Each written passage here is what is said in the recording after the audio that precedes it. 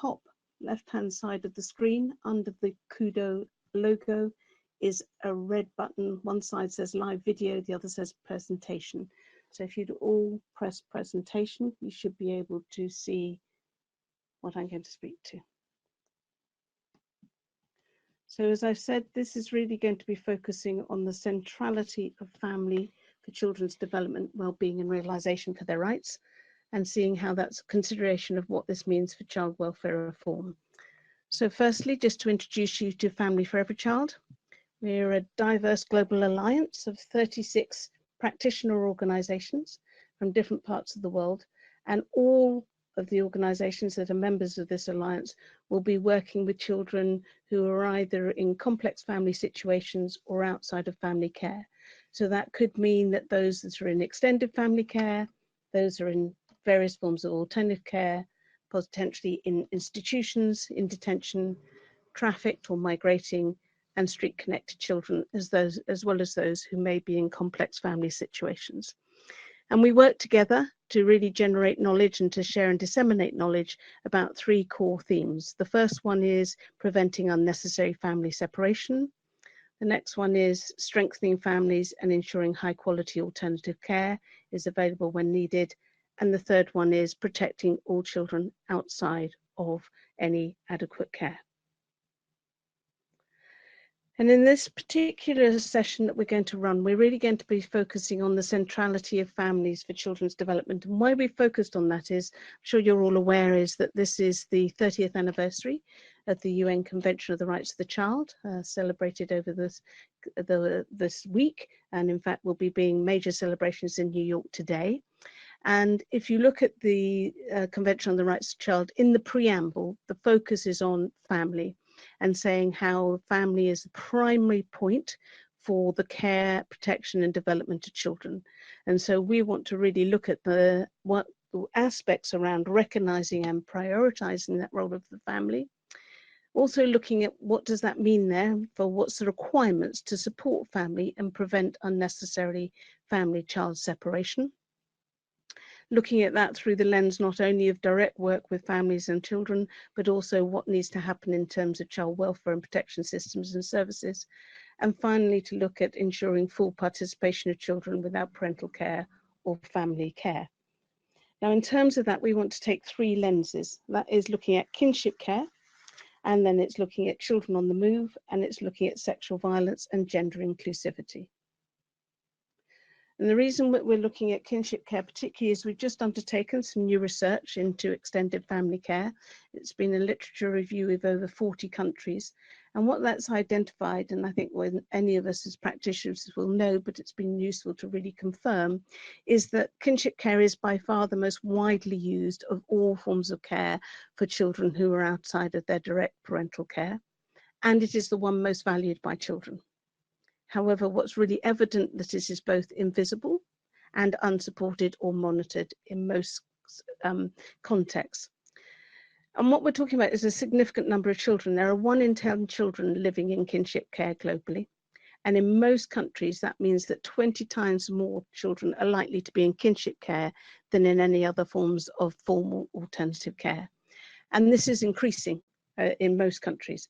Mainly that's a good thing because it's increasingly recognized how the investment in families and in alternative and in extended families is preferable to looking at placing children in the formal care sector.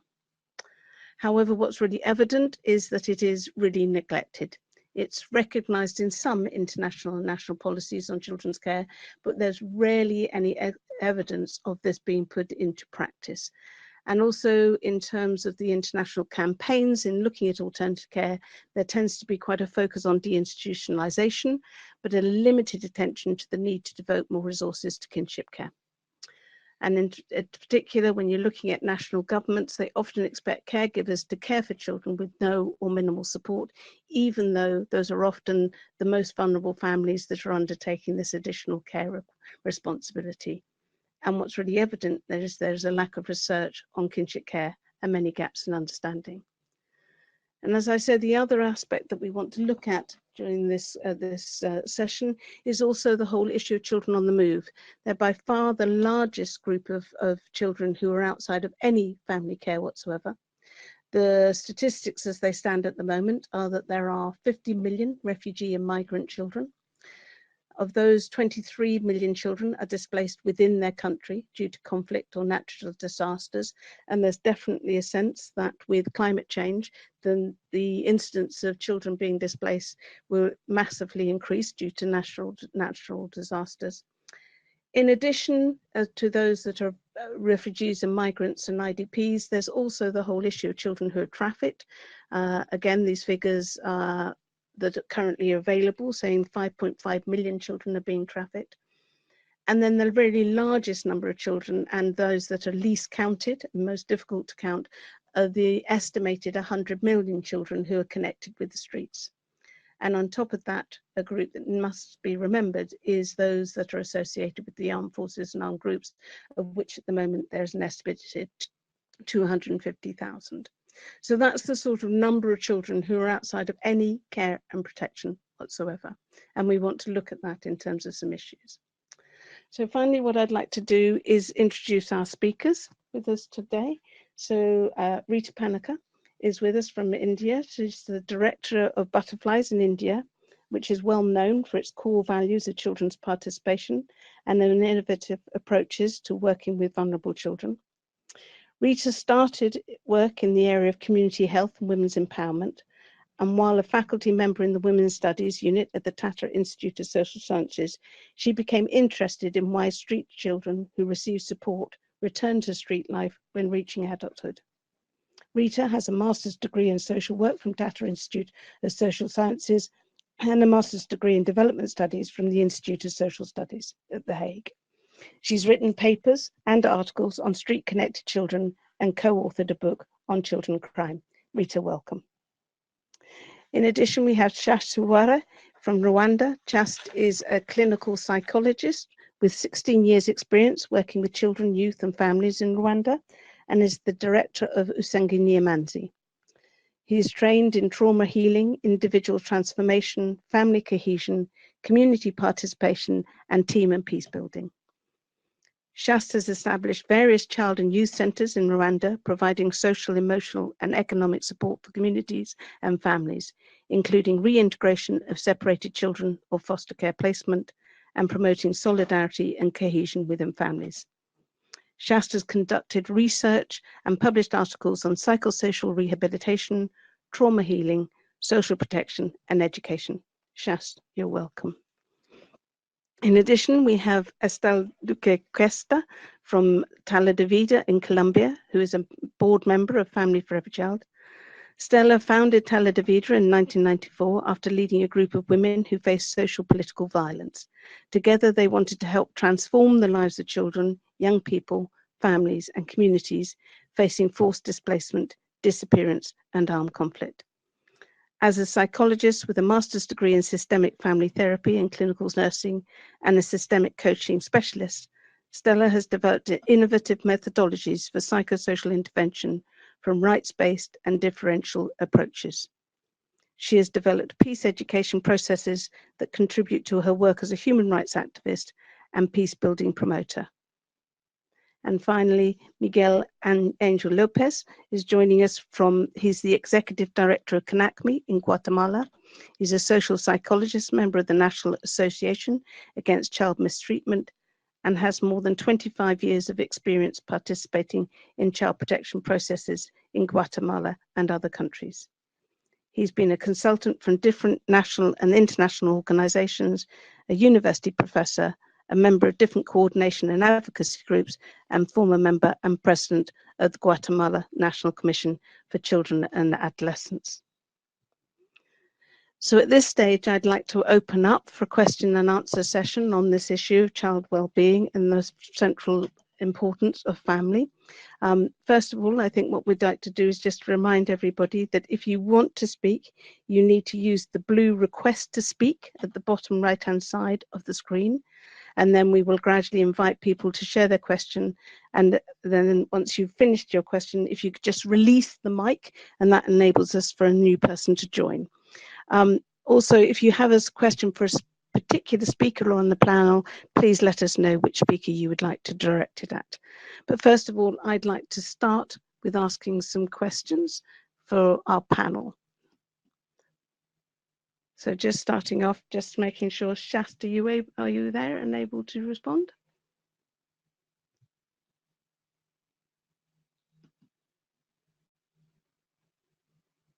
Do we have Shasta?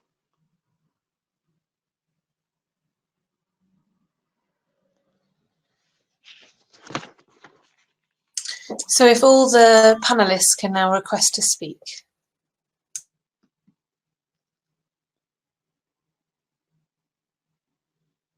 Hello, have I got Shasta?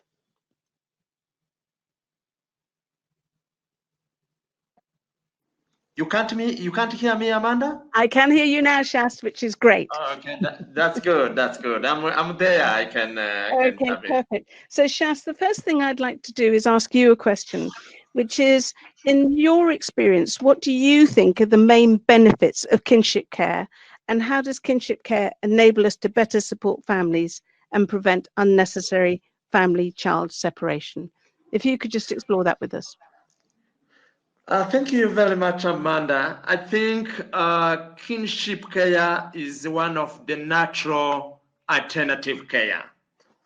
So the kinship care is a natural placement of children who may miss the chance of living with their biological care, and it's maintain their identity and culturally based. So they continue to be linked to their culture, to their identity, to their way of living, to their existing relationship. So they continue to live with their family. So it's not just go to create another family, another relationship, and they continue to live with the existing relationship and attachment. So kinship is a good way of really maintaining a child where she's coming from to grow up in that environment. So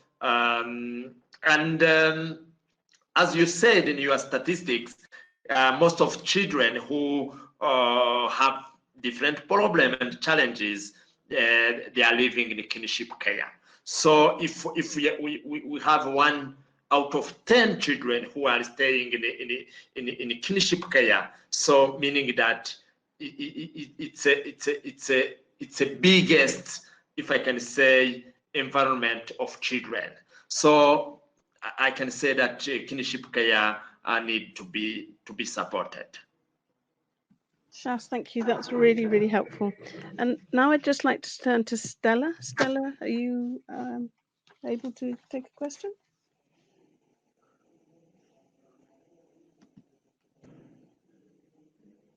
Could Stella request to speak?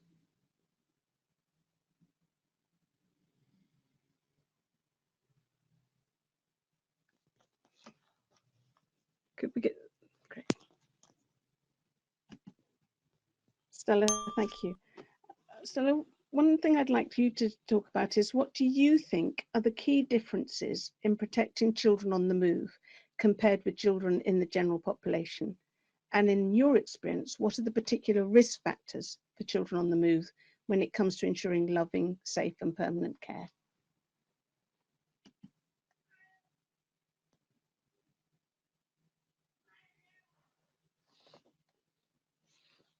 La forma de ayudar es garantizando redes de apoyo o de soporte.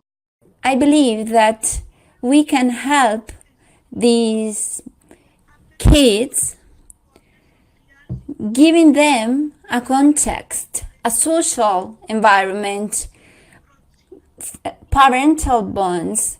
And this is very important because the kid is thriving in a new reality that is sometimes very hard, and he has got traumas that he needs to overcome in his mind. He has experimented violence in the past, and I believe that a form that we can use to help these kids is the one of social and international cooperation between organizations and agencies to give to these children a social system of support. And moreover, I believe that it is very important to give them a system that could be easily accessible for them to ask us for help. This is very important because they are in new contexts and in new cities, and sometimes they are excluded from the civil society. They are very lost, and it is important for them to know that they have an easy way to access to our support.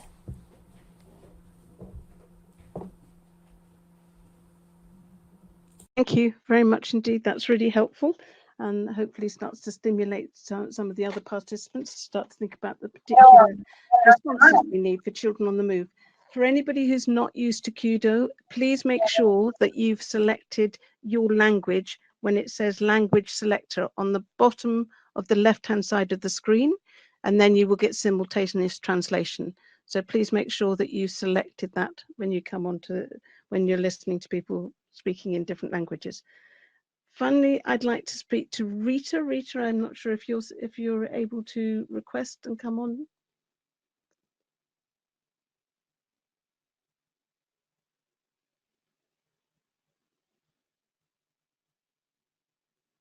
Rita, are you able to request to speak?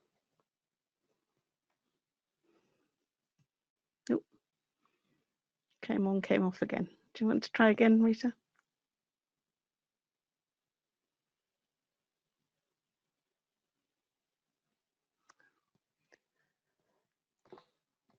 Rita, would you mind just requesting to speak again?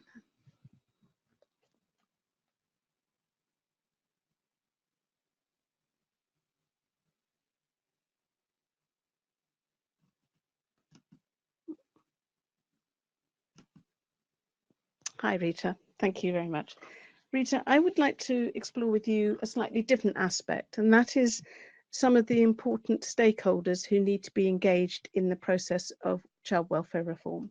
And in particular, what you think is the important role to play for local civil society organisations and advocates to deliver on this agenda for change, and also to talk more about the importance of children's participation.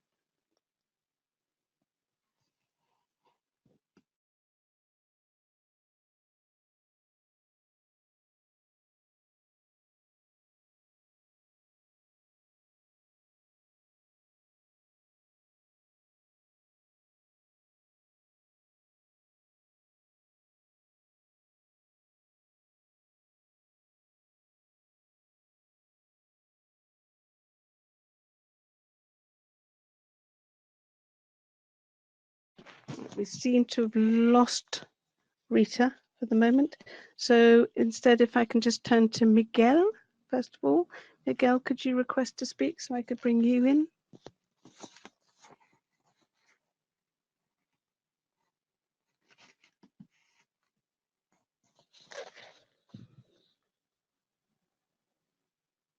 Could we bring either Miguel or Rita onto the thing? Great.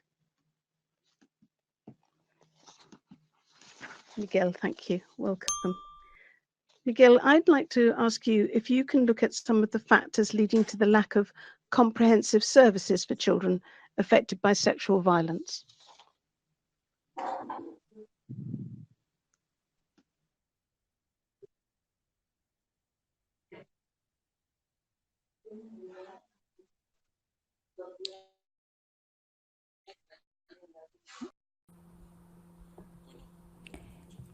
I believe that when we talk about a comprehensive approach, I think that there are three main aspects that we should take into consideration.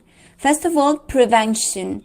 I believe it is very important to prevent and help in this way the welfare and the well-being of kids and children all around the world. And in this, it is very important to have a coordination. The second aspect that it is important is the protection. To ensure protection, it is very important to overcome the idea that protection is not only the idea of explaining to others which ones are the problems.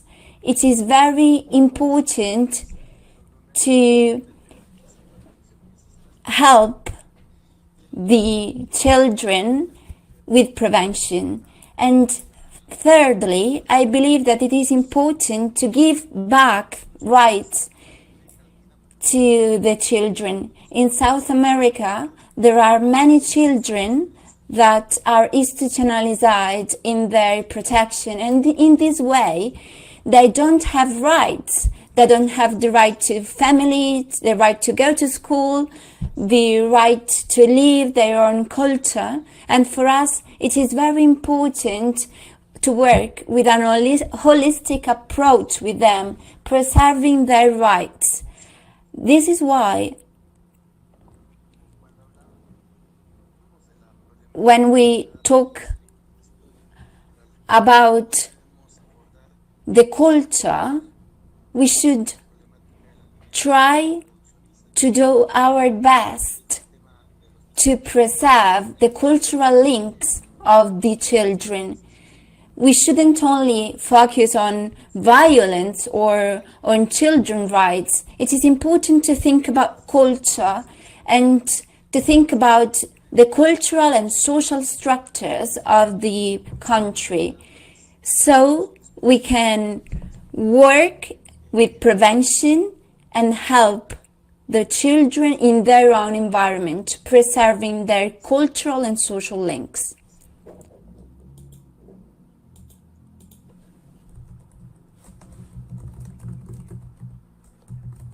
Thank you, Miguel.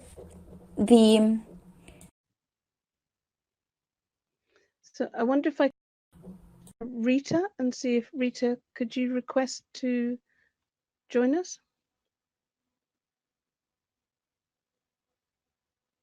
Rita, if you can look at the icon that says request to speak.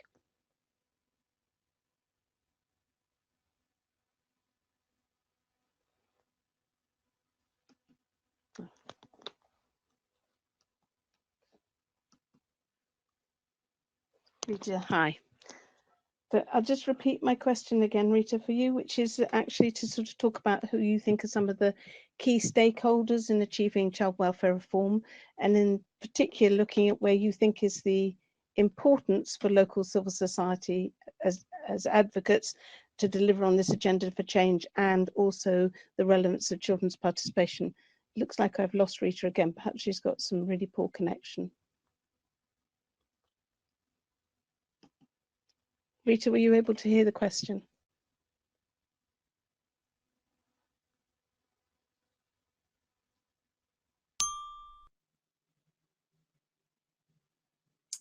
Hi there, just to say that there's a question from one of the participants in the chat box. Okay. You can read out if you click on the participant chat. From Fran. I don't know, Fran, if you want to read it out or In the chat. So I think this probably go to Shan.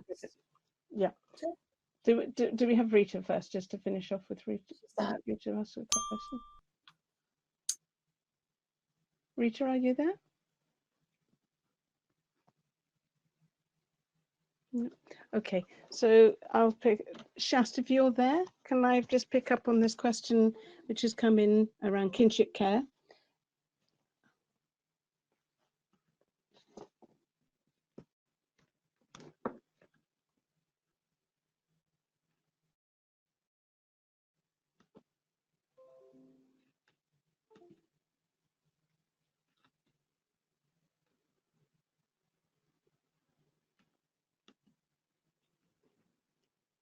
Sorry, my connection just broke. Apologies. So I'll just go back and ask the question.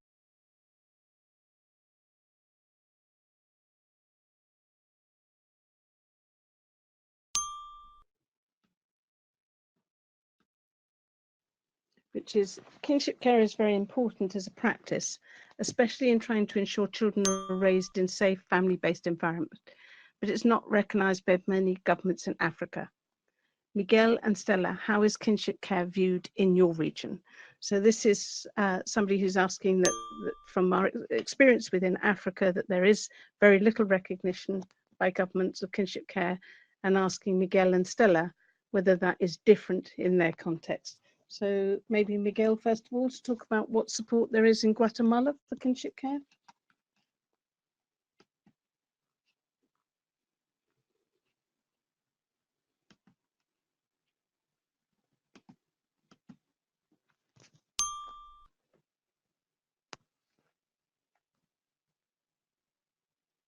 Miguel, would you like to share with us what the situation is in Guatemala?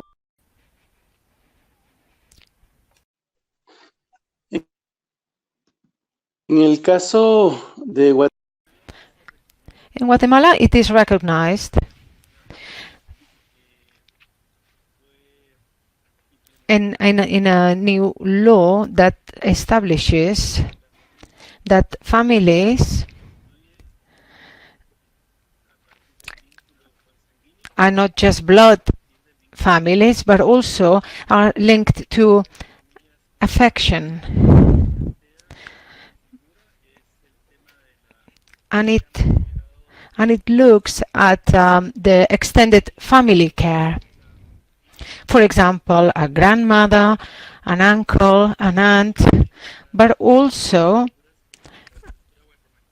other members which are very important in Guatemala, and they are the godparents, because in the Catholic religion or evangelic religion, these figures are very important as part of the child's education. So when we say family, we don't just mean blood family, but also any persons who have an emotional and affective relationship with these children. These are also family. It is extended family. And this is very important to us because that allows the child not to separate from his culture, from his family or his friends. So that's why it's so important for us that the child can stay within the extended family and within its cultural context with all his links. And in the Maya culture, it is children are responsibility, everyone's responsibility in the community. And if children have problems, the community suffers too. So it affects everyone.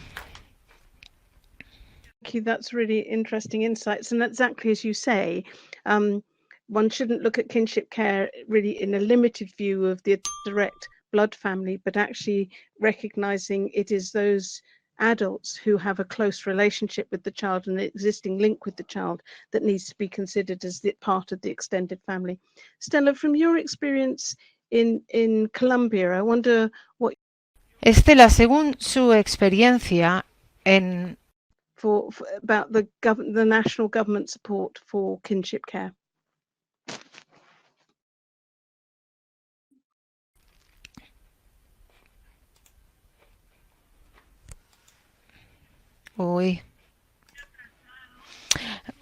Colombia is a little bit backwards because the laws are very conventional. In Colombia, children are institutionalized, and so in order to return them to the families, you need to go through a very complex legal process. And very often these children are sent to other families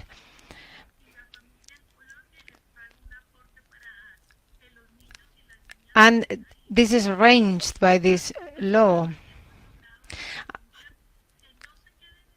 And what we have achieved in Colombia, the most important thing is that children do not stay in institutions.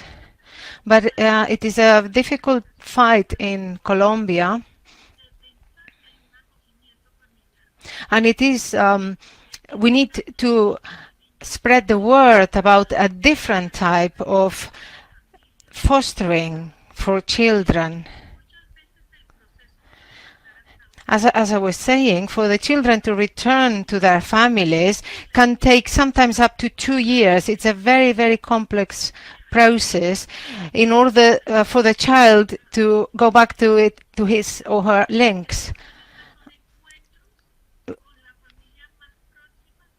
There are some reunions with relatives, but sometimes it's just once a year, and that is not good enough, and it is not good for the for advancing the reintegration of this child.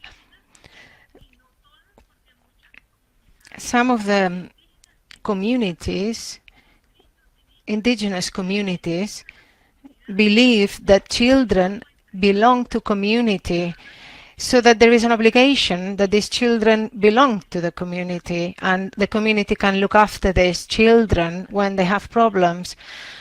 But there are lots of challenges in Colombia. There is a high number of children in institutions, and it is very, very difficult to overcome these difficulties and these limitations, so that we can return these children to their families and communities. Stella, and I think what you picked up there, and it speaks a little bit to what Shas said about it being natural, that in many cultures it seems that it really the norm is that the wider community takes responsibility for protecting a child, and that this really, I think, speaks very strongly to the arguments for investing in kinship care, as it's building on an existing strong system of protection in virtually all cultures. Rita, I think you're now able to join us. I wonder if we could go back to the question that I posed to you. Would you like me to remind you of the question, or are you able to go straight in?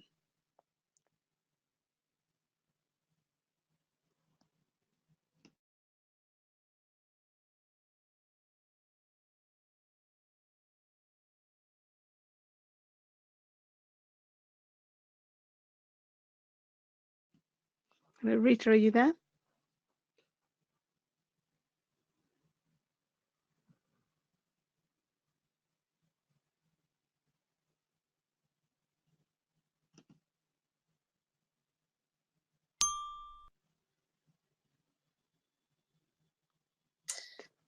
In the meantime, there's another question in the chat box. Okay, thanks. Rita's on the list. I'm not quite sure what's... So picking up Lopa, your question is for Miguel. Miguel, we have a question for you, which is, when supporting children affected by sexual violence, services are often tailored for the girls. In order for services to reach out to all children, should services be gender specific or gender neutral? What is the effective approach? So this is looking at specific services for children who've been affected by sexual violence. And Miguel, in your view, should they be gender specific or gender neutral? What do you think is the best approach?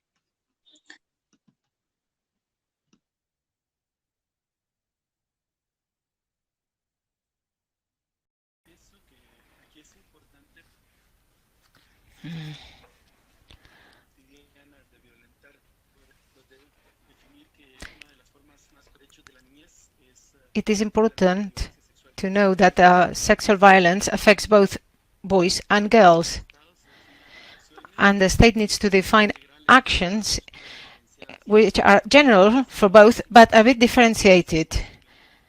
I think it is important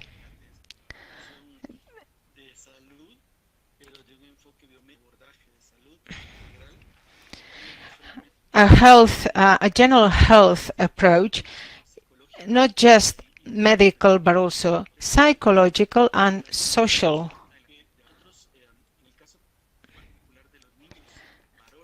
In the case of boys who have suffered sexual violence,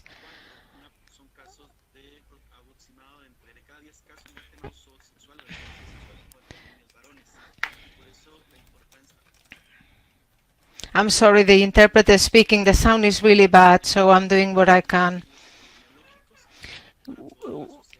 We study the different situations from a point of view of diseases that affect the different children, and then we can make the right decisions according to that.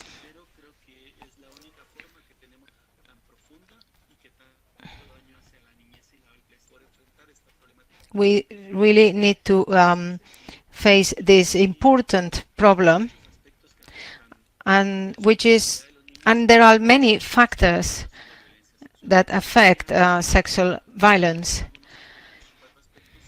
But there are some important aspects to take into account and to understand the big impact that sexual violence has. The closer the relationship between the child and the aggressor is worse. It is not the same violence by someone unknown or someone the child knows. 8 out of 10 cases in our country of sexual violence are perpetrated by someone the child already knows. And the longer the abuse is, the bigger the trauma. And unfortunately, some girls and boys younger than 10 sometimes have been subjected to violence for 4 or 5 years. And that is a very complex situation.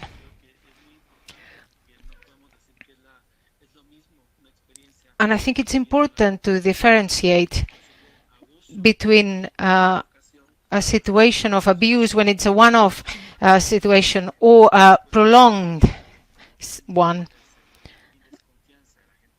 And the child doesn't trust anyone when something like that goes on for a long time, and it is important to take this into account. And of course, the harm is bigger the longer it goes on.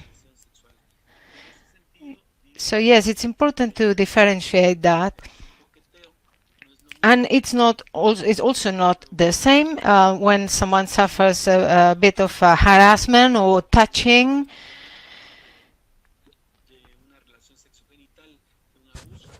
Then genital violence, a different, stronger type of sexual violence.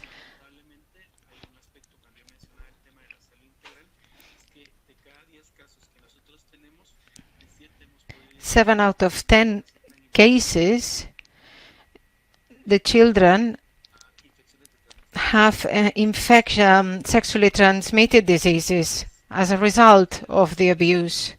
So that is also part of the harm. Also, generally, adults do not believe what children tell you, especially boys. And sometimes we don't believe what they're telling us, and then when we have no alternative, sometimes we blame them. I think it's important to listen to the children and not to blame them.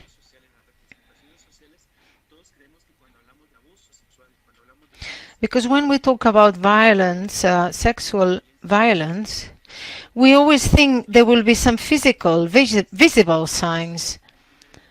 And this is not always the case, because these abusers use other forms to influence that child. Psychologically, for example, there are many, many aspects that we could talk about. But it's important to highlight that when a child talks about a situation of abuse, we must not try just to look for physical or visual signs of it.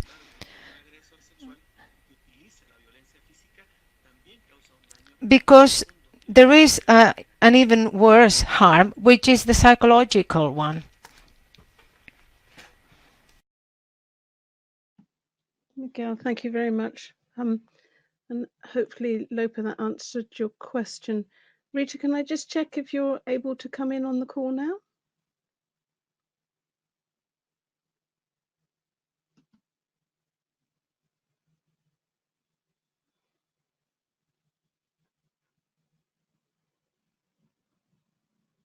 Rita, are you able to hear us?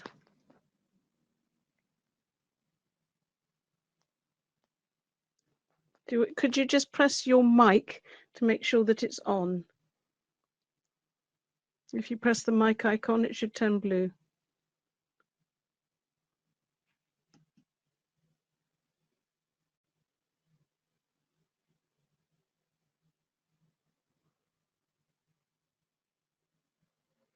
No.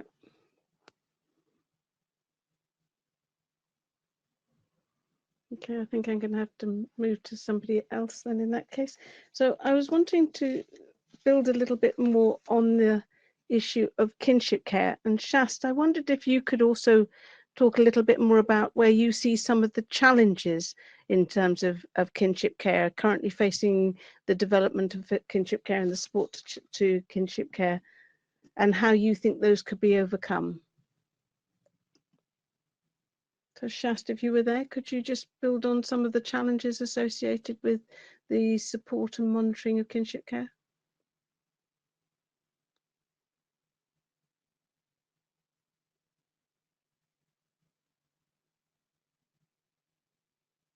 Do we have Shast there?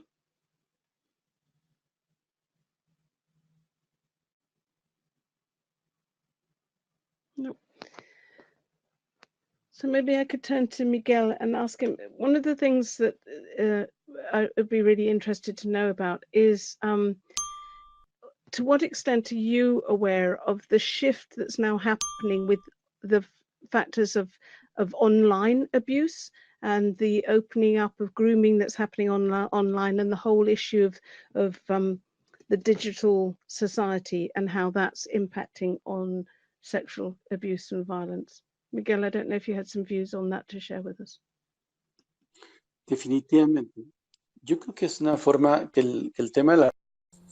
Yes, I believe that the social networks are very useful, but at the same time, it can be used for sexual and general violences against children. And this is quite common with little girls, for example. I believe that this is very important to take into consideration, and we need to talk to parents and explain in which way these new digital instruments can be used. Because quite often the parents don't use the new digital tools as much as their children. So a sensibilization approach in this sense, it is very important. In Guatemala, we saw many episodes in this sense. Unfortunately, there were quite a few episodes related to digital sexual violence against little girls.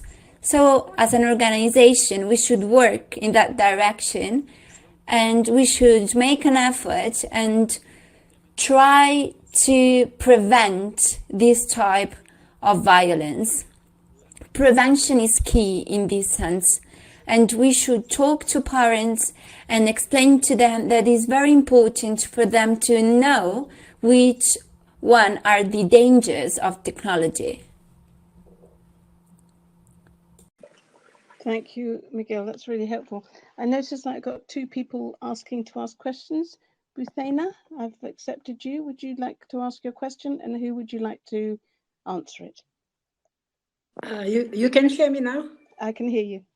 Okay, for me, it's just something that I wanted to say about kinship.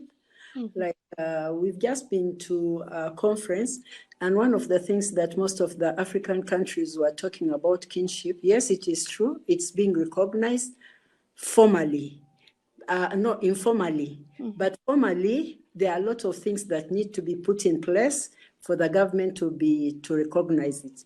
And what the participant came up with is like most of the African countries, what they feel, they've been doing this kinship, and now what maybe they're having concerns with or problem with is the way they need to make it very formal, and they feel like maybe the essence of it will be lost in the process. To be honest, in most of the African countries, it is there. Informally, yes. Formally, maybe that's where we have an issue. We had one of the participants giving an example, like if you want to help your maybe sister's kids or your brother's kids, it's a long process. You have to get a letter of administration. And yet in a country like Uganda, because we had Uganda was represented, and they said a probation officer will be able to give you that kind of a document, which means in some countries it's a bit flexible, and in some countries they're a bit rigid, but it's something that they really highly recognize. Thank you. No, thank you. That's a really interesting intervention. And absolutely, as you say, I think there's a big debate to be had about how much one wants to formalise kinship care, and to ensure that it's really important that kinship carers are supported, and where there are potential risks within that family care, that it's also monitored. But I think that the general consensus at the moment is you don't want to overly formalise it and make it to the point at which it can't be the fluid, flexible response that is so highly valued by children and families. But it's a really good point. Doreen, I think you would like to ask a question. I'm just going to bring you in now, and could you let me know who you'd like to direct the question to?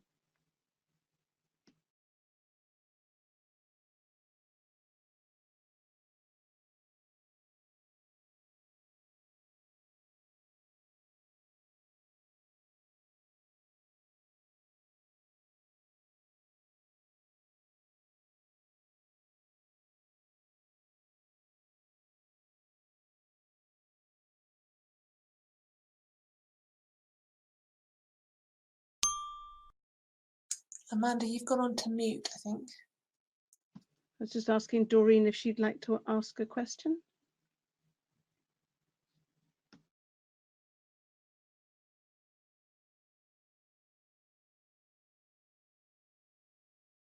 Doreen, if you press the microphone at the bottom of the screen, that should be no, we've lost Doreen. Okay. Rita, do we have you? Are you able to speak to us and answer the question that I posed a while ago? Would you like me to reframe it?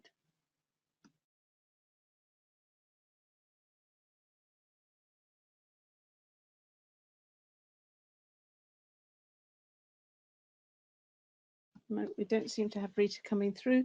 Shast, did you want to add some to respond to my question about some of the challenges around kinship care? Can you hear me? Can you hear me now? Good. Just talking to the challenges the kinship families are facing now.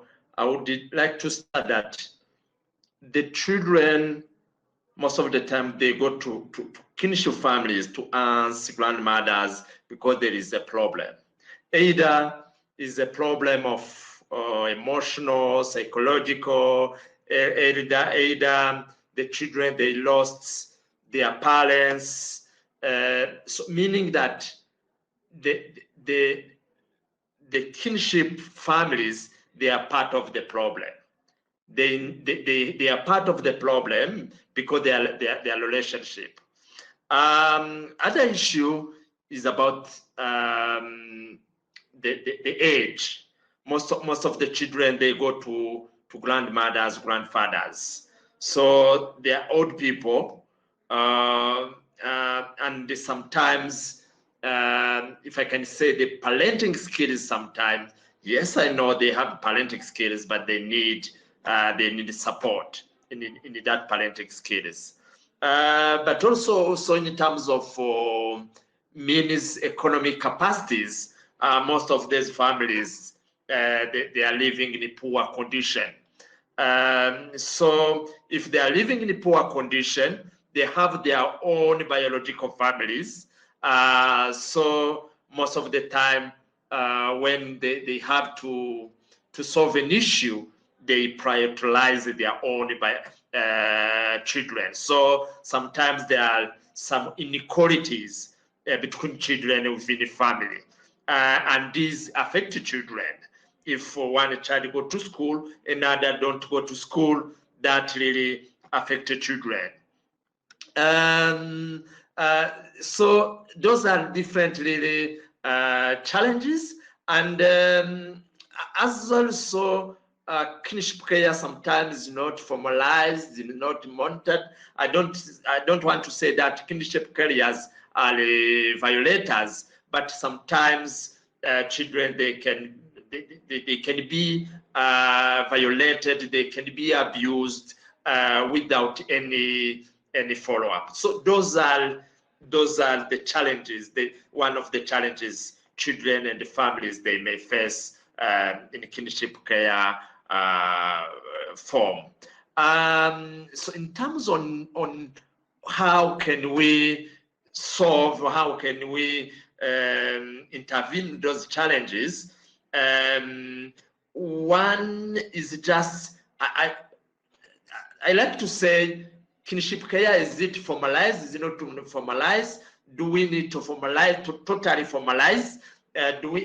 What model can we adopt really to know what is happening with children within kinship care families? So for me, we need to be in between how to formalize and not really. Sometimes I say formalizing is really the first step which is needed. The legal step, the legal document, is it the legal? But we need at least, first of all, to know those children, to have data, to know if they are studying, at least having data of those children. And that is, it's simple, it's not difficult as such, at least have data. And then also including those children into policies, into child protection policies, into social protection policies, into support policies, really trying to include them in a support framework. That should be good, but also seeing even families themselves. You know, when we're talking about foster families, there are specific training on fostering, there are specific support on fostering, but very few research and very few models on how, if I can say, to kinship care. I don't know if that verb exists, how to care a child in kinship care. So we need really to innovate and to research and to develop models so that kinship families and children can be supported materially, in terms of material and in terms of non-material. Thank you, Shas, very much. I'm conscious that we're very near the end, and I have two questions that have been posed. The first one, Stella, this is a question for you, I think. It says, for supporting children on the move, how can we ensure that their own socio-cultural identity is respected and taken into account in providing them with care services, but at the same time not discriminating against because of their unique identity? Stella, did you hear that question? You were able to answer that, looking at the whole issue of cultural identity and children on the move? Sí, yo a los niños. See, yes, I heard your question, and I believe that it is very important to preserve the socio-cultural origins of the children. Many often they are discriminated in the new schools because of their social and cultural background. So we should look for specific elements of their original culture for them to take them as a stronger identity point that they can put in front of the others as an additional value. We should use their food, their traditional garments as an additional value that they could use to affirm their identity in their new social context in which they live. We should ask them, which is your language? Which is your former culture? Which were your former celebrations in your culture?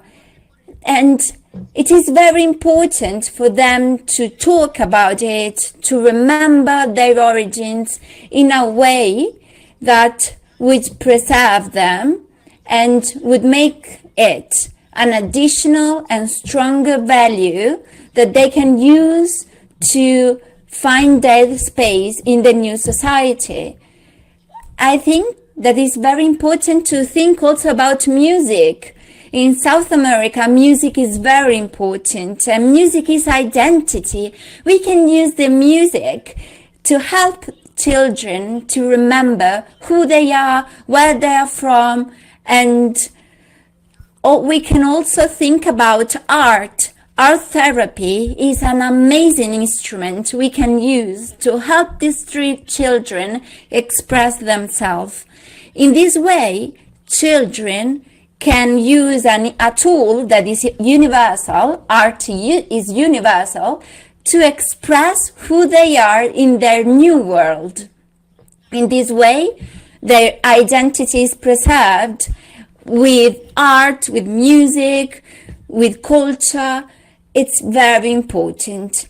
We can create new workshops that they can use to create specific elements, as for example a bracelet, that they could use to remember and express who they are. Stella, thank you very much. I've got one last question, which Miguel, I think you may well be best placed to answer. This is a question coming in from Joe Rogers. What do the panelists think about parenting and caregiver training and support programs as a means of preventing violence against children? And it's particular reference to the Inspire program and the recommendations by UNICEF about looking at ways of addressing violence and abuse in the family. And the question is, do you think this is a good strategy? So Miguel, what are your thoughts about working with parents and caregivers and training and support programs as a means of preventing violence against children?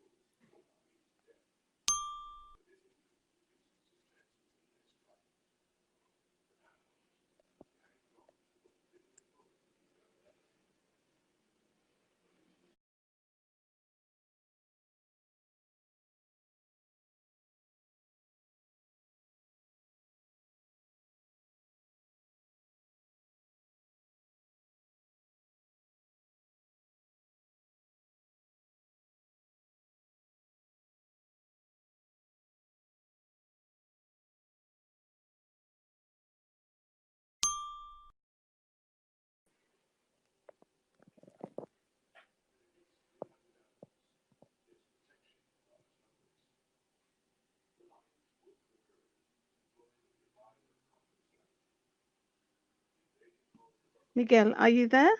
Are you able to answer that question?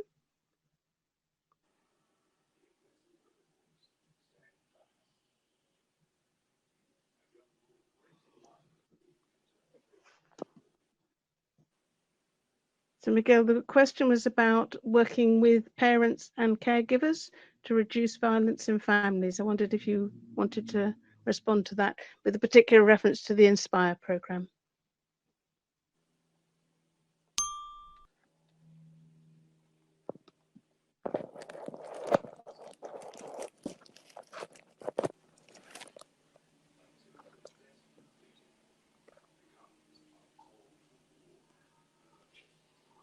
Gail, did you need me to ask the question again?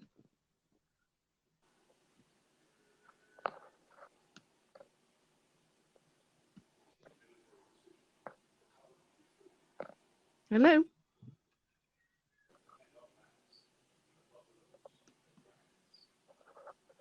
Okay.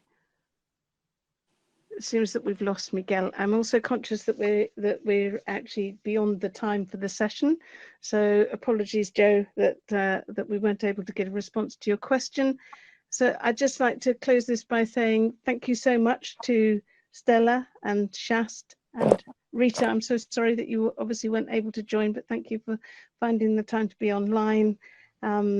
And to Miguel, and to say that thank you to everybody who participated in this session. I know it's been pretty brief and it covered a lot of very big topics. I'd probably just like to remind everybody that we've just about to issue and publish two new pieces of report. One is looking at kinship care and the paradox of kinship care, building on the conversations that we've been having here.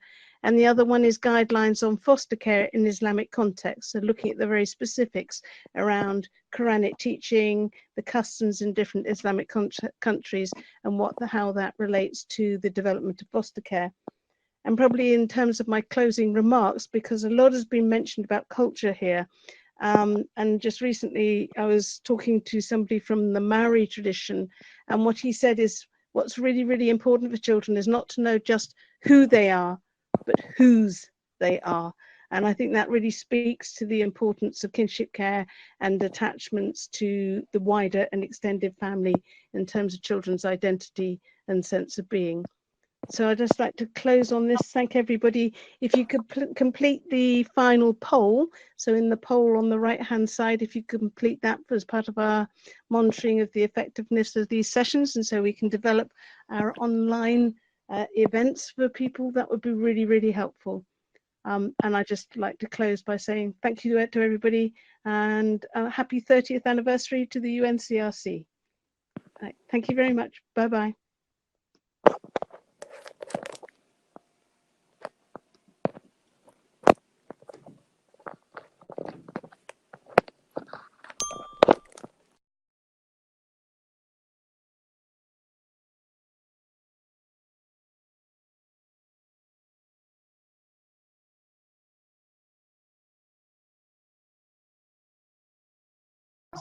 De la Convención de los Derechos de los Niños y las Niñas y seguimos requiriendo muchos cambios.